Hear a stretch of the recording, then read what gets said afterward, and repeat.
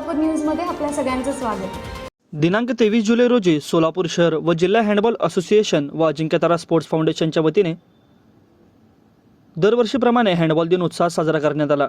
या वर्षीच्या प्रमुख पाहुणे म्हणून संगमेश्वर महाविद्यालयाचे प्राचार्य व माजी हँडबॉल खेळाडू डॉक्टर ऋतुराज बुवा हे उपस्थित होते, तर अध्यक्षस्थानी महाराष्ट्र हँडबॉल असोसिएशनचे सहसचिव श्री सुदेश मालभ हे उपस्थित होते।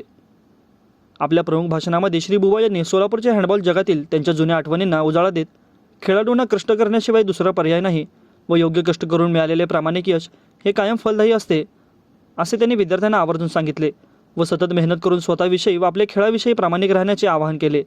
तर आपल्या अध्यक्षीय मनोगतामध्ये श्री सुदेश मालभ यांनी रेल्वेमधील महिलांसाठी 8 जागा झाल्याचे घोषित केले। खेळाडूंनी मैदानावर येऊन सातत्यपूर्ण प्रयत्न करावे, आपल्या यशामध्ये प्रगती करावी असे आवाहन देखील केले।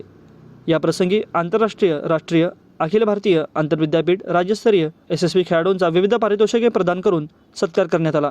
सदर कार्यक्रमाचे प्रास्ताविक डॉक्टर आनंद सावंत यांनी केले, तर खेळाडूंचे यादी वाचन प्राध्यापक शरण वांगी सर यांनी केले। तर कार्यक्रमाचे सूत्रसंचालन व आभार प्रदर्शन प्राध्यापक राहुल हजारे यांनी केले।